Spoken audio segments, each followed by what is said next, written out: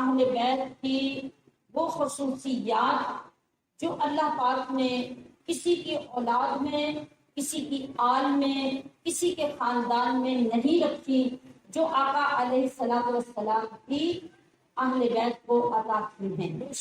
آج ہم پہلے چند خصوصیات اہل بیت اطہار کی سن کر اپنے قلوب و اذہان کو تیار کریں گے۔ ابھی ہم ان 1-2-3 دنوں میں اہل بیت اطہار کی شان، فضیلت، ان کی پہچان پر وقت صرف کریں گے، اس لیے کہ اس کی پہچان چونکہ ہمارے ایمان کا حصہ ہے۔ کون کون اہل بیت ہیں اور کس انداز سے، کس لیول تک ان کے ساتھ محبت ضروری ہے، یہ ہمارے ایمان کا چونکہ حصہ ہے، اس لیے ہم اس سال یہ کوشش کریں گے کہ ہم ان گوشوں پہ روشنی ڈال سکیں اور اپنی محبتیں، اپنی عقیدتیں پیش کرتے ہوئے اپنی کم علمی اور ہماری جو اپنی حیثیت ہے، ہم اس کو بھی ساتھ ساتھ اظہار کر سکیں کہ کس زبان سے ہو بیان مدح فالے اہل بیت، کس زبان سے ہو بیان مدح فالے اہل بیت، مدح گوئے مصطفیٰ ہے مدح فالے اہل بیت، ان کی پاکی کا خدائے پاک کرتا ہے بیان، ان کی پاکی کا خدائے پاک کرتا ہے بیان، آیا تطہیر سے ظاہر ہے شان اہل بیت۔ اور ان کی شان ہم کیا بیان کریں گے کہ ان کے گھر میں بے اجازت جبرائیل آتے نہیں، ان کے گھر میں بے اجازت جبرائیل آتے نہیں، قدر والے جانتے ہیں عز و شان اہل بیت۔ گھر لٹانا، سر کٹانا کوئی تجھ سے سیکھ لے، گھر کٹانا، گھر لٹانا، سر کٹانا کوئی تجھ سے سیکھ لے، جان عالم ہو فدا اے خاندان اہل بیت۔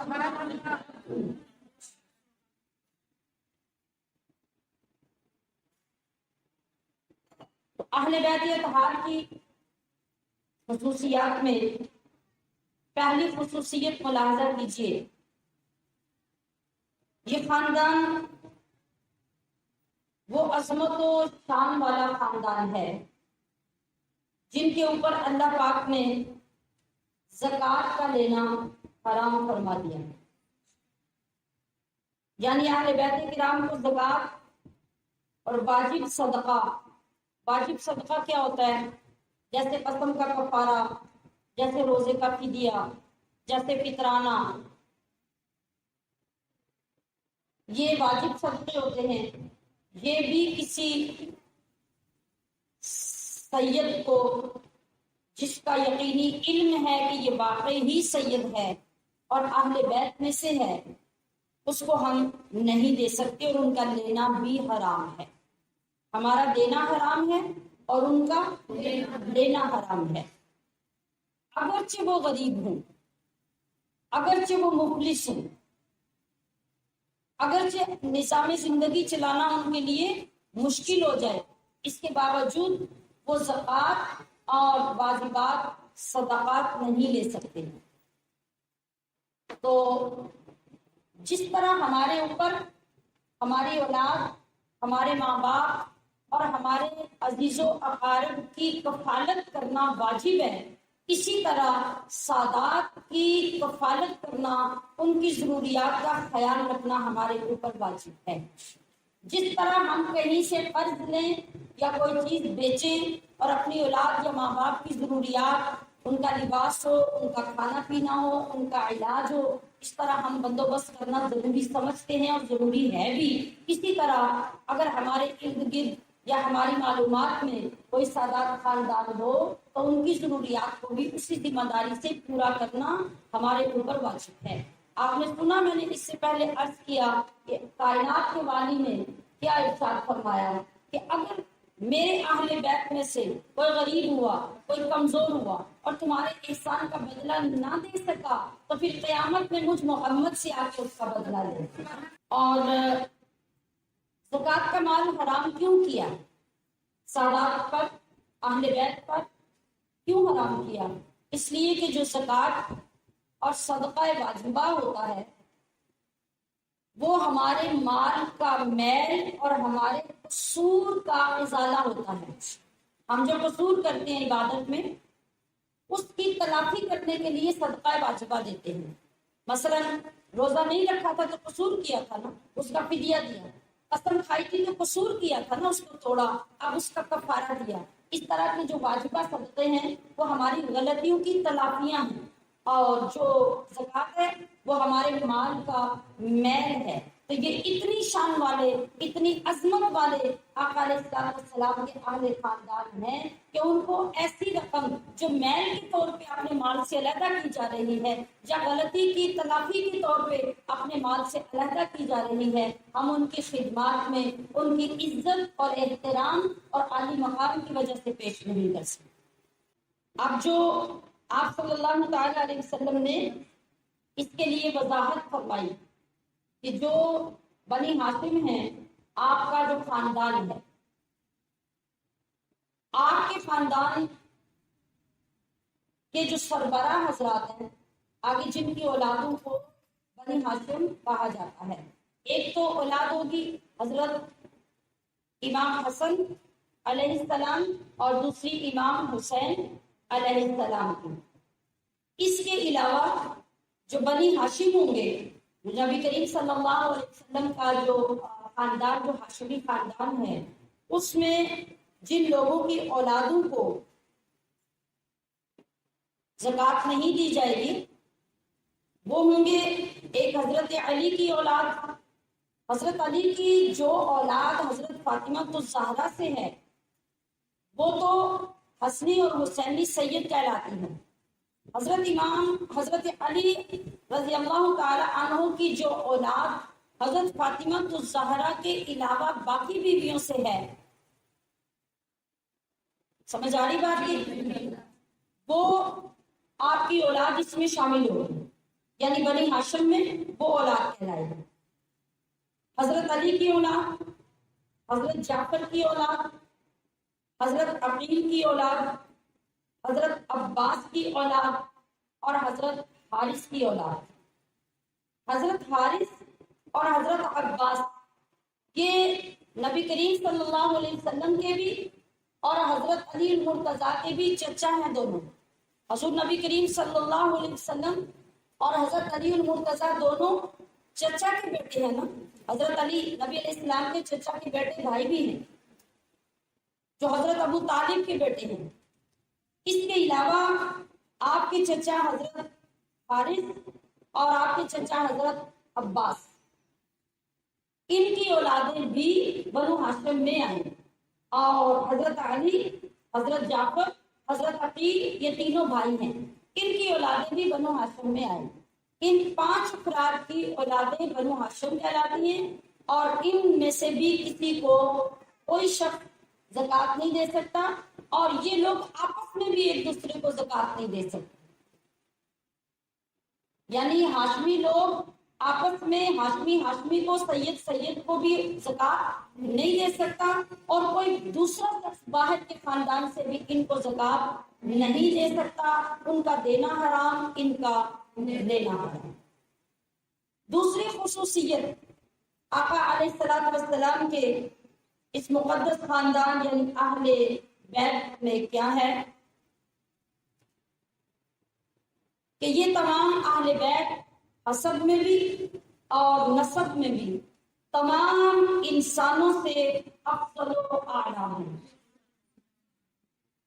حضرت عبداللہ بن عمر رضی اللہ تعالی عنہ سے روایت ہے کہ رسول کریم علیہ الصلوۃ والتسلیم نے فرمایا کہ اللہ تعالی نے حضرت اسماعیل علیہ السلام کی اولاد میں سے قبیلہ کنانہ کو منتخب کیا، کنانہ میں سے قریش کو افضل بنایا، اور قریش میں سے بنی ہاشم کو افضل بنایا اور بنی ہاشم میں سب سے زیادہ افضل مجھے بنایا.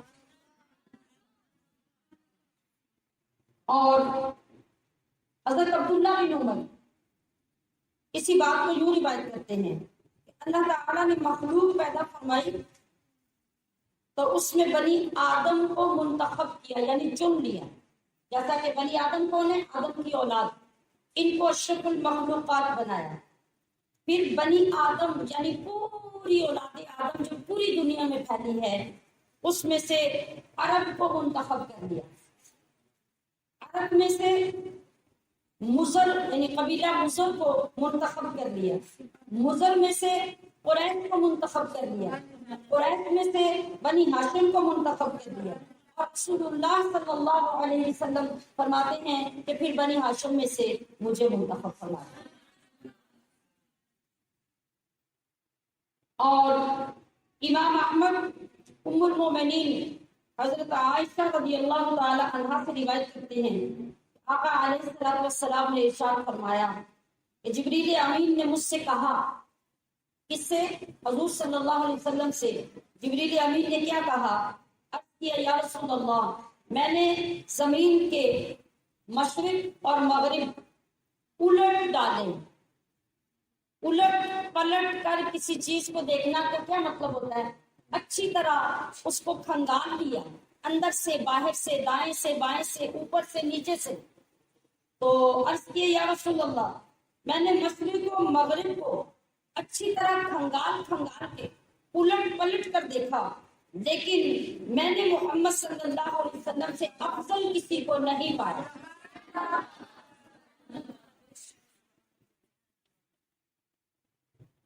تو آپ دیکھیے اللہ تبارک و تعالیٰ نے وہ پورا سلسلہ جو اعلیٰ ترین تھا، اس اعلیٰ ترین سلسلے کی غلامی ہم جیسے گناہگاروں کو عطا فرما دی. اب تیسری فضیلت یہ ہے کہ سرکار اقدس صلی اللہ تعالی علیہ وسلم کی رشتہ داری اور آپ کے نسب کے علاوہ قیامت کے دن ہر رشتہ داری، ہر نسب منقطع ہو جائے گا، ختم ہو جائے گا. یعنی وہاں جا کے کوئی شخص کسی کو یہ نہیں کہہ سکے گا کہ میں تیرا رشتہ دار تھا، تو میرا رشتہ دار تھا، تو میرا بھائی تھا، حتیٰ کہ تو میرا باپ تھا، تو میری ماں تھی. ماں بھی انکار کر دے گی، باپ بھی انکار کر دے گا، بھائی بھی انکار کر دیں گے، دوست بھی بھاگیں گے، شوہر بیوی سے، بیوی شوہر سے بھاگے گی. کوئی کسی کو پہچانے گا نہیں، سب ایک دوسرے کا انکار کر دیں گے. کس وجہ سے؟ قیامت کی دہشت اتنی ہوگی، خوف اتنا ہوگا کہ کسی کو کوئی یاد ہی نہیں رہے گا. ایسے وقت میں ہمارے آقا رحمت للعالمین شفیع المذنبین ارشاد فرما رہے ہیں، کل سبب و نسب ینقطع یوم القیامہ الا سببی و نسبی. کہ لوگوں، تمام رشتے، تمام نسب قیامت میں ختم ہو جائیں گے، چھوٹ جائیں گے، سوائے میرے حسب اور میرے نسب کے. کہ جس کی رشتہ داری کسی بھی طریقے سے میرے ساتھ ہوگی وہ رشتہ اس کا قیامت کے دن ہوگا.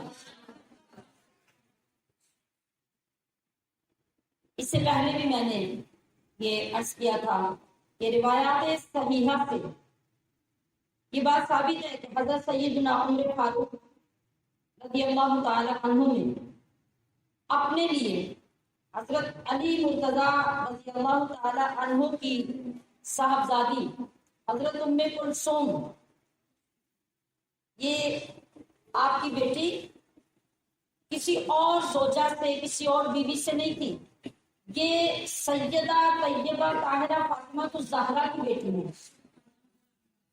جس طرح امام حسن اور حسین سیدہ فاطمہ الزہرا کے صاحبزادے، اسی طرح یہ صاحبزادی بھی حضرت فاطمہ الزہرا کی ہے.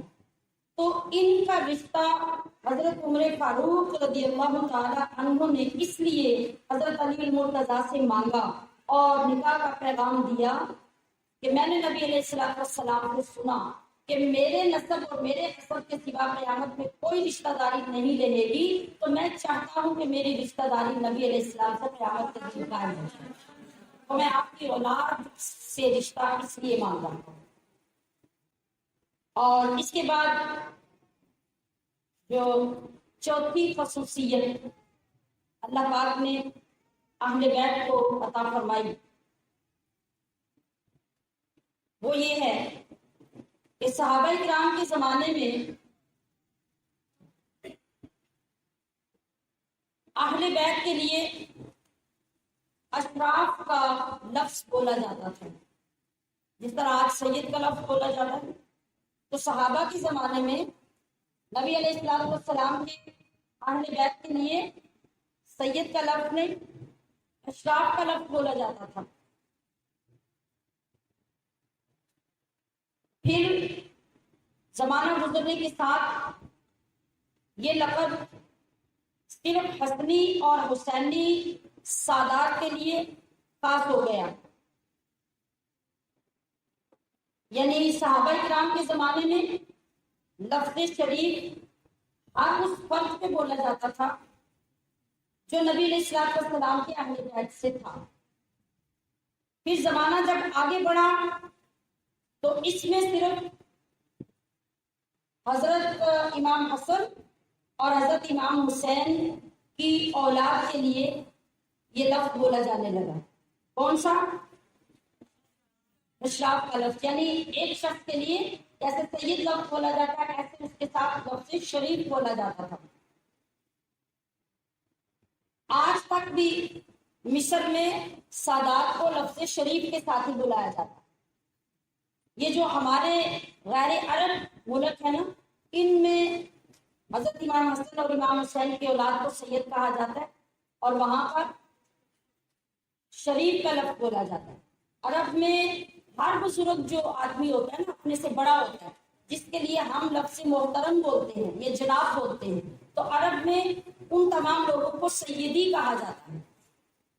میرے سید، میرے سردار یا میرے محترم، اس کے لیے عرب کا یہ لفظ ہے۔ ہمارے علاقے جو غیر عربی ہیں جہاں پر ان شہزادوں کی اولادوں کے لیے لفظ سید بولا جاتا ہے۔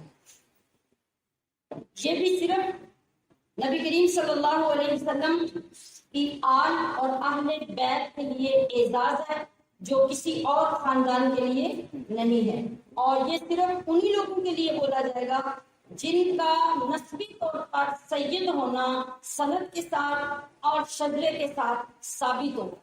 جو شخص غیر سید اور اپنے آپ کو سید کہلاتا ہے اس کے لیے یہ احکام نہیں ہوں گے۔ پانچویں خصوصیت جو اللہ تعالیٰ نے خاص اہل بیت کو عطا فرمائی ہے وہ کیا ہے؟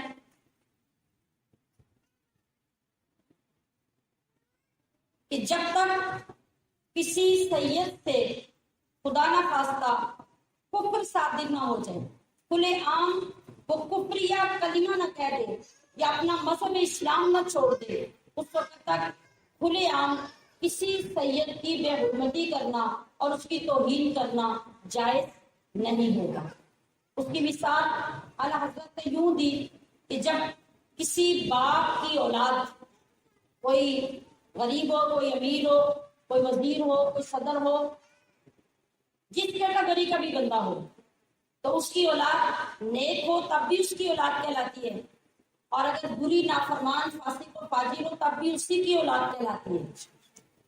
تو اسی طرح اہل بیت میں سے اگر کوئی گناہگار ہوگا تو وہ کہلائے گا اہل بیت ہی، اور کسی غیر سید کو اس کی سرعام توہین کرنے کی اور نافرمانی کی اجازت نہیں ہوگی، بے عزتی کرنے کی اجازت نہیں ہوگی۔ ہاں، اگر وہ بد مذہب ہو جائے، اگر وہ اسلام سے نکل جائے تو پھر اس کا احترام اور اس کا ادب کسی پر لازم نہیں ہوگا۔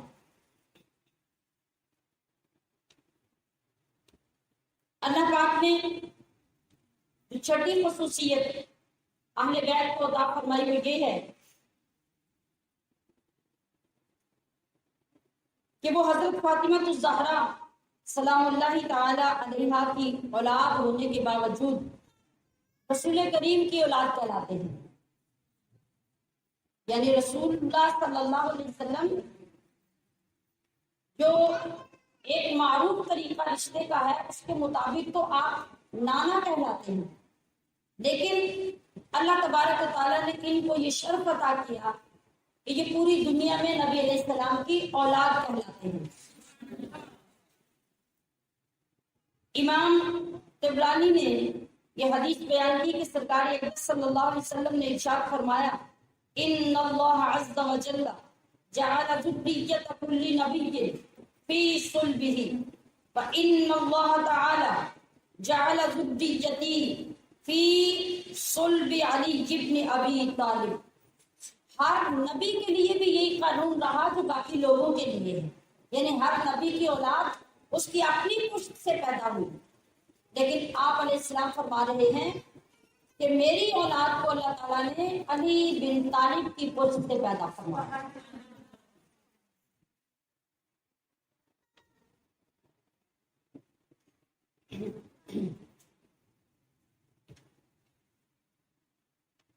اور ساتویں خصوصیت اللہ رب العزت نے جو اہل بیت اطہار کو عطا فرمائی وہ ہے کہ اہل بیت کا زمین میں موجود ہونا، یعنی زمین والوں کے اندر نبی علیہ السلام کی اولاد کا پایا جانا یہ زمین والوں کے لیے باعث امن ہے۔ زمین پر نبی کی اولاد نہ رہے تو زمین کا امن اٹھا لیا جائے، یعنی اتنا بڑا انعام رسول اللہ کی اولاد کی صورت میں اللہ نے زمین والوں کو عطا فرمایا ہے، جیسا کہ حدیث پاک میں ہے۔ نبی علیہ السلام نے ارشاد فرمایا، النجوم امان لأہل السماء، ستارے آسمان والوں کے لیے امان ہیں، اور وَأَهْلُ بَيْتِي امان لأہل الارض، اور جو میرے اہل بیت ہیں وہ زمین والوں کے لیے امان کا باعث ہے۔ اسی طرح جس طرح ستارے آسمان والوں کے لیے باعث امان ہے، یعنی اتنا بڑا انعام اور اتنا بڑا تحفہ رسول اللہ کی اولاد کی صورت میں ہمارے پاس زمین پہ موجود ہے۔ اور آٹھویں خصوصیت، جتنے بھی لوگ، جتنی بھی دنیا، جتنے بھی نبی، جتنے بھی رسول اللہ پاک نے پیدا فرمائے اور ان کی امتوں کو بھیجا، اور خود رسول اللہ صلی اللہ علیہ وسلم کی جو امت ہے، ان تمام لوگوں سے پہلے رسول اللہ صلی اللہ علیہ وسلم کی اولاد جنت میں داخل ہوئی۔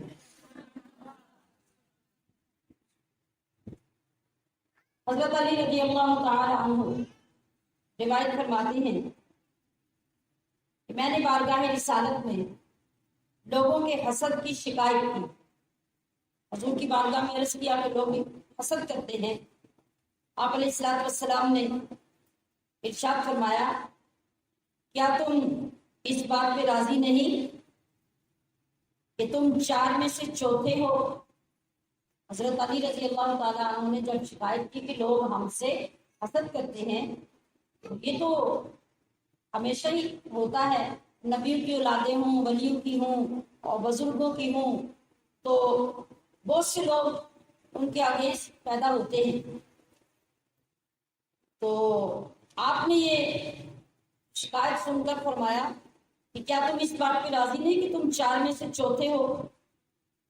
سب سے پہلے جنت میں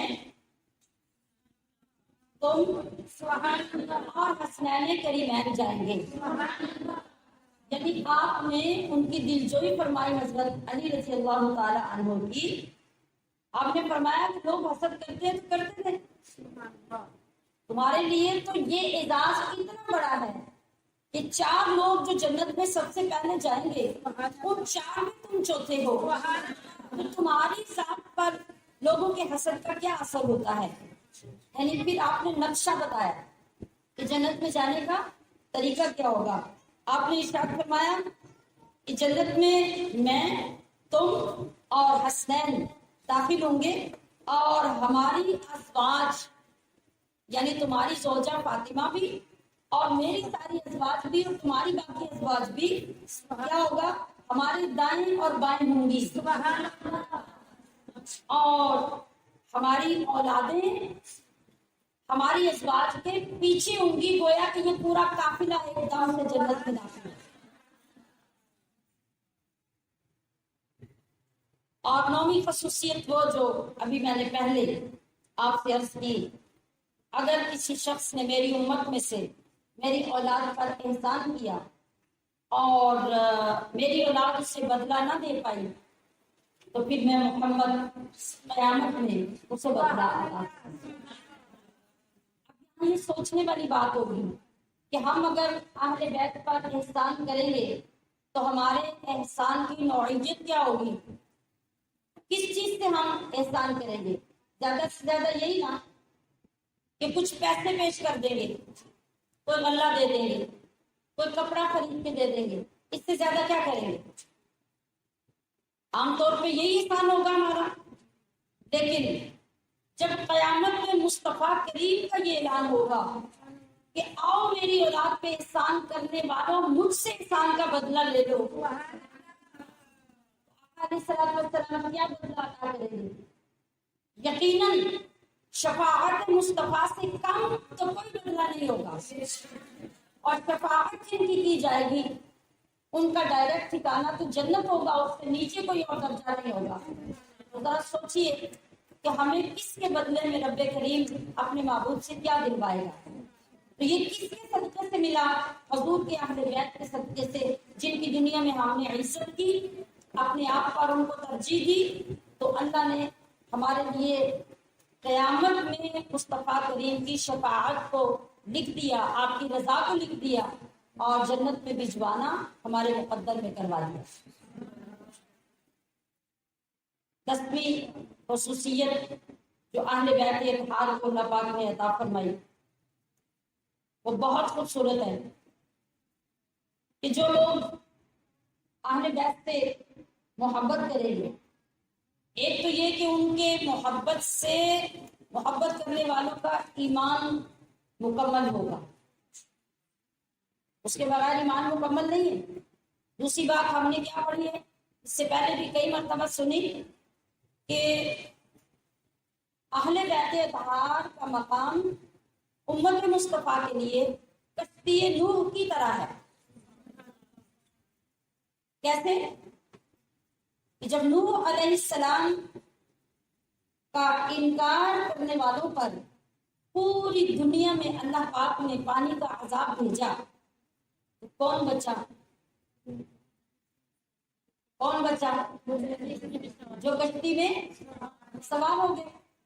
باقی کائنات کی ہر چیز، وہ چرند پرند پہاڑ درخت کچھ بھی تھا، وہ سب کا سب تباہ ہو گیا۔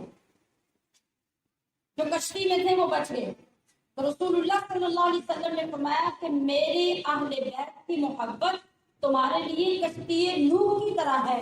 جس طرح عذاب آنے کے وقت وہ بچ گئے تھے، اس طرح دنیا کے اوپر جو فتنے آئیں گے، جو قیامت کی نشانیاں آئیں گی، جو لوگ ایمان سے پھر کر بے ایمان ہو جائیں گے، ایسے وقت میں تمہیں میرے اہل بیت کی محبت اس طرح بچا لے گی جس طرح کشتی نوح میں بیٹھنے والے بچ گئے۔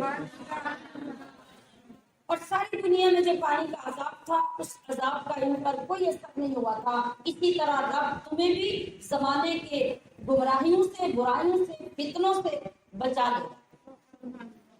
اور اس کے علاوہ کیا ہوگا کہ جو شخص اپنی زندگی محبت اہل بیت میں گزارے گا، اللہ پاک اس برکت کی وجہ سے اس کی عمر لمبی کرے گا، اس کو لمبی عمر عطا فرمائے گا۔ اور قیامت کے دن رسول اللہ کی اولاد سے محبت کرنے والوں کے چہرے رب سفید کر دے گا، چہرے جگمگا رہے ہوں گے، نور علی نور ہوں گے، جو پتہ بتا رہے ہوں گے کہ یہ دنیا میں رسول اللہ کی اولاد سے محبت کرنے والے ہیں۔ تو اب آج ہم نے 10 خصوصیات جمع کی جو اللہ پاک نے ساری دنیا سے الگ تھلگ اپنے محبوب کی اولاد کو عطا